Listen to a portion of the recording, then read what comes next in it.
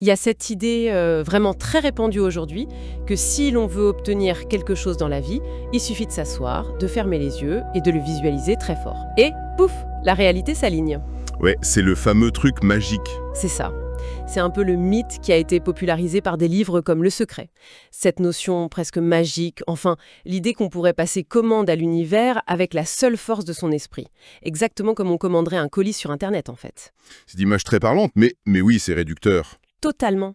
Mais si je disais à tous ceux qui nous écoutent aujourd'hui que la véritable magie ne vient pas du cosmos, mais plutôt de l'épaisseur de nos connexions neuronales, pour notre nouvelle plongée en profondeur, on va regarder ce phénomène sous un angle radicalement différent. L'angle de la science pure et dure. Et je suis ravi qu'on aborde ça parce que c'est un changement de perspective qui est absolument nécessaire aujourd'hui. Notre document source du jour, un rapport fascinant qui s'intitule « Visualisation et neuroplasticité » va nous aider pour ça. L'objectif de notre analyse détaillée, c'est de prouver que visualiser n'a rien d'une formule incantatoire. C'est vraiment de la neurologie appliquée. Complètement. Parce que continuer à réduire la visualisation à une simple pensée magique, c'est finalement passer à côté d'un outil physiologique redoutable. On le prive de toute sa légitimité scientifique, quoi. En fait, quand on observe ce qui se passe sous un scanner cérébral, on réalise une chose dingue. Sur le plan strictement neuronal, notre cerveau a énormément de mal à faire la distinction entre une expérience vécue concrètement dans le monde physique et une expérience imaginée avec une grande intensité. Les frontières sont poreuses, c'est ça Exactement. Les frontières sont incroyablement poreuses pour notre matière grise. Bon, décortiquons tout ça.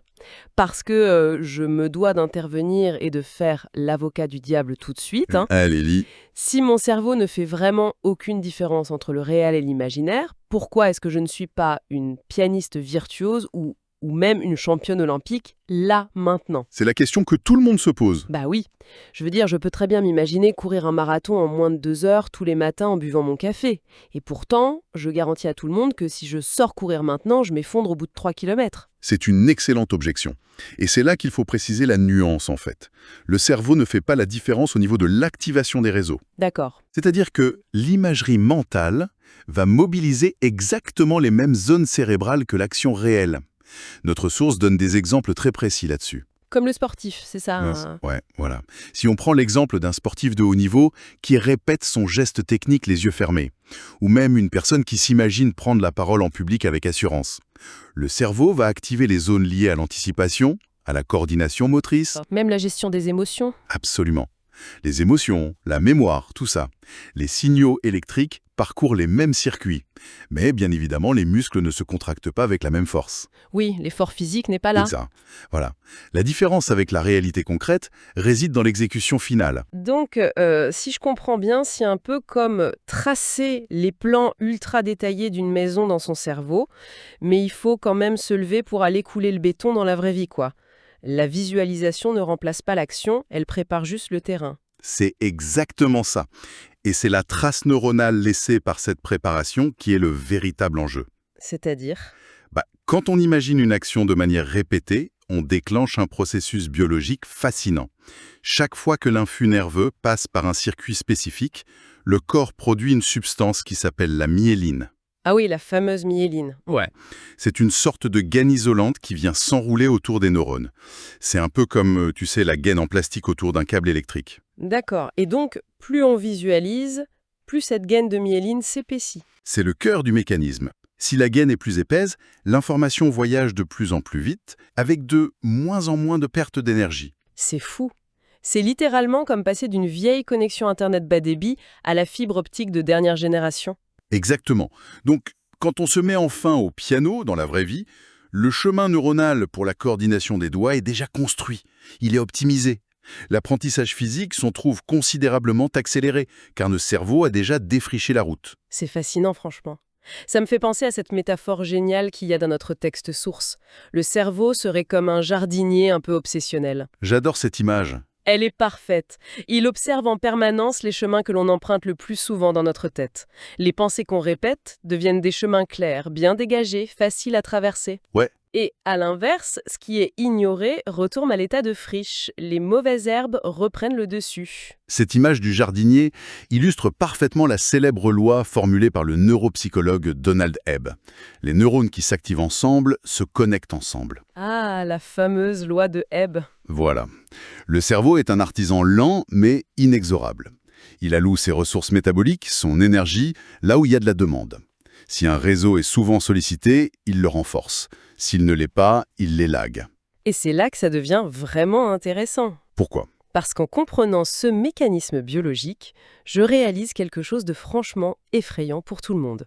On n'a pas besoin d'apprendre à visualiser en fait. Ah, je vois où tu vas en venir. On pratique tous la visualisation en permanence, du matin au soir, sans même s'en rendre compte. Mais on le fait complètement à l'envers. C'est malheureusement très juste. Bah oui. Si le cerveau est ce jardinier qui renforce les chemins qu'on emprunte le plus, quelles sont les graines que la plupart des gens arrosent au quotidien ? Beaucoup d'entre nous sont déjà des experts mondiaux, des champions olympiques de la visualisation. Mais uniquement pour s'imaginer les pires scénarios possibles. Exactement. On passe notre temps, sous la douche ou dans les embouteillages, à imaginer l'échec d'une réunion importante, le rejet d'une personne qui nous plaît, ou la prochaine catastrophe financière. Et si l'on applique la loi de Hebb à ce phénomène, les conséquences sont immenses. Ah ouais ? Bah oui. Si on passe des années à visualiser l'échec, le jugement ou la catastrophe, on renforce activement des circuits neuronaux très spécifiques. On consolide les voies de l'anxiété. L'hypervigilance, tout ça. L'évitement, l'autodévalorisation, l'hypervigilance, oui. Le cerveau, en bon artisan, fait son travail avec une efficacité redoutable. Il optimise le système pour produire du stress. C'est dingue. Donc le cerveau se dit simplement « Oh, on pense beaucoup à la catastrophe en ce moment, ça doit être crucial pour notre survie. » C'est tout à fait ça. Il se dit « Je vais épaissir la myéline sur l'autoroute de l'angoisse pour qu'on soit prêt à paniquer plus vite la prochaine fois. » C'est une machine incroyable, mais totalement dépourvue de filtre moral en fait. Elle exécute, c'est tout. Le cerveau s'adapte à ce qu'on lui donne à traiter le plus souvent. C'est pour ça qu'il est capital d'inverser intentionnellement la tendance. En visualisant du positif. Oui. En prenant le temps de visualiser régulièrement une issue constructive ou une posture de réussite, on commence lentement à entraîner d'autres circuits. On informe biologiquement le cerveau qu'une autre réalité est possible et praticable. D'accord, la mécanique est limpide, mais ça soulève un énorme problème quand même. Lequel ? Si on sait tout ça, pourquoi est-ce que c'est si difficile de simplement penser positif pour changer de vie ? On connaît tous des gens qui se répètent devant le miroir « Je vais réussir, je vais réussir ». Et ça ne marche absolument pas. Mais oui, le stress reste là. Pourquoi on n'arrive pas à effacer ces années d'anxiété juste par la volonté ? Pourquoi on bloque ? C'est probablement l'aspect le plus crucial de notre physiologie. C'est parce que la pensée seule, la pensée intellectuelle ne suffit pas. Dans ce processus, le corps physique possède un droit de veto absolu. Un droit de veto ? Oui, le système nerveux a le dernier mot. La visualisation n'est pas qu'une affaire de pensée éthérée flottant dans notre crâne, quoi. Elle interagit directement avec notre biologie et notre système nerveux autonome. Donc le corps refuse de suivre le cerveau ? Ou... En fait, c'est l'inverse. Le corps écoute trop bien le cerveau. Mais il réagit à la menace perçue, pas aux mots gentils. Ah, je vois. Prenons un exemple. Si on imagine intensément une situation qui nous terrifie secrètement, que se passe-t-il physiologiquement ? Le cœur bat plus vite. Le rythme cardiaque s'accélère, la respiration devient superficielle, la digestion se coupe, et les glandes surrénales libèrent du cortisol, l'hormone du stress. Le corps réagit littéralement comme si un prédateur était dans la pièce. Voilà. Le système sympathique, celui de la lutte ou de la fuite, est activé à fond. Bien. Très souvent, sur le plan conscient, intellectuel, on veut atteindre un objectif. On veut une promotion, on veut être visible et reconnu dans son travail. Mais notre système nerveux, lui, s'y oppose fermement parce qu'il associe cette visibilité à un danger mortel. Ah, d'accord. Oui, parce que peut-être que dans le passé, je sais pas, à l'école par exemple, se mettre en avant signifiait être moqué, critiqué ou exclu par le groupe. C'est ça. Donc le système nerveux a classé visibilité dans le dossier danger de mort sociale. C'est tout à fait ça. Ou encore, prenons le cas de quelqu'un qui désire ardemment trouver l'amour et fonder une famille, mais dont l'histoire personnelle, ponctuée de trahison ou de rejet, a associé l'intimité à une profonde souffrance. Ah oui, c'est terrible. Dans ces cas-là, on peut se répéter « je veux réussir » ou « je suis ouvert à l'amour » des centaines de fois par jour. Si le système nerveux perçoit cet objectif comme une menace pour la survie émotionnelle, il va tirer la sonnette d'alarme. Et ça donne quoi en pratique, Éphile? Il déclenchera de l'autosabotage, une procrastination massive ou un sentiment de doute paralysant. Le corps met son veto. C'est incroyable de réaliser ça. Et enfin, honnêtement, je trouve que cette information, tirée de nos sources, est profondément libératrice. C'est clair. C'est même l'antidote parfait à la toxicité de la pensée positive à outrance, qui fait souvent culpabiliser les gens. Quand on bloque sur un projet de vie, on a tendance à se flageller. Oui, on se dit qu'on est nul. Voilà. On se dit « je suis nul, je manque de volonté, je suis paresseux ». Alors qu'en réalité, ce n'est pas un manque de volonté, c'est simplement notre propre biologie qui déclenche le frein à main pour nous protéger. C'est une excellente façon de le formuler. Notre garde du corps interne perçoit une alarme incendie et il nous barricade à l'extérieur du bâtiment. C'est ça. Le garde du corps fait son travail, même s'il utilise des informations périmées. La véritable utilité d'une pratique de visualisation bien menée, ce n'est donc pas de forcer la positivité. C'est de faire quoi alors ? C'est de réhabituer progressivement et doucement ce garde du corps, ce système nerveux à une nouvelle expérience. C'est de lui prouver jour après jour que le bâtiment n'est plus en feu. Et ça marche. Oui, à l'inverse de la réaction de stress, une visualisation calme et sécurisante va stimuler le système parasympathique, celui du repos, et faire baisser le cortisol. Mais comment on rassure ce garde du corps, concrètement? S'il ne comprend pas les slogans abstraits du genre « je veux avoir confiance », comment on lui parle? Il faut lui parler dans sa langue maternelle. Le cerveau et le système nerveux primitif ne comprennent pas les concepts abstraits. La confiance, le succès et le bonheur, ce sont des mots, des constructions intellectuelles. Oui, ça ne lui dit rien. Ce qu'ils comprennent, en revanche, c'est l'expérience sensorielle. Si l'on dit à son cerveau « je veux de la confiance », il ne sait pas quelle commande biologique envoyer au corps. C'est comme donner une instruction floue à notre fameux jardinier obsessionnel, quoi. Si on lui dit juste « fais un beau jardin », il va rester planté là avec sa pelle. Bami, Il lui faut des plans précis. exactement. Pour traduire la confiance dans une langue que le système nerveux comprend, il faut visualiser des détails physiologiques. Genre quoi? Quelle est la posture exacte? Est-ce que les épaules sont détendues? Quel est le rythme de la respiration? Comment résonne le ton de la voix? Quelle est la sensation physique de l'ancrage des pieds sur le sol? Ah ouais, c'est super précis. En imaginant ces sensations physiques précises, on donne au cerveau un scénario concret à encoder. On active les bons réseaux neuronaux. Et la source note un effet secondaire fascinant une fois que l'on donne ce niveau de détail au cerveau. Ça modifie littéralement la façon de percevoir le monde qui nous entoure. Oui, c'est la mécanique de l'attention. C'est ça. Le système d'activation réticulaire, pour utiliser le terme technique. C'est quoi exactement? À chaque seconde, nos sens captent des millions de bits d'informations. Pour éviter que notre cerveau ne disjoncte face à cette surcharge, il filtre massivement la réalité. Il efface 99% des données. D'accord. Et il ne laisse remonter à notre conscience que ce qu'il juge pertinent. Or, la définition de ce qui est pertinent, c'est nous qui la programmons en fonction de ce sur quoi nous portons notre attention. C'est l'exemple classique du syndrome de la voiture rouge. Ah oui, le fameux. Le texte explique ça super bien. Imaginons quelqu'un qui décide d'acheter un modèle précis de voiture rouge. Le lendemain, il sort dans la rue et soudainement, c'est l'invasion. Il y en a partout. Il y a des voitures rouges à chaque carrefour, sur tous les parkings, dans tous les films. Les usines automobiles n'ont évidemment pas inondé la planète pendant la nuit. Non, la réalité physique n'a pas changé d'un millimètre. Ce qui a changé, c'est le filtre. Avant, le cerveau considérait que les voitures rouges étaient des informations inutiles à la survie. Donc il les zappait. Voilà, il les supprimait de la perception consciente pour économiser de l'énergie métabolique. Maintenant que l'objectif a été clairement défini, il les étiquette comme prioritaires et les met en lumière. Et ça, c'est la preuve absolue que l'on ne crée pas magiquement la réalité avec son esprit. Contrairement à ce que promettent certaines dérives, on ne fait pas apparaître des opportunités par l'opération du Saint-Esprit. Elles étaient déjà là. Exactement. Simplement, en entraînant son système d'attention avec une direction claire, on devient capable de voir des possibilités qui nous entouraient déjà, mais qu'on filtrait. C'est un radar qui s'active, ni plus ni moins. Quand les réseaux neuronaux sont préparés et que le filtre attentionnel est réglé, on commence à détecter spontanément des opportunités. Parfait, la mécanique neurobiologique est très claire.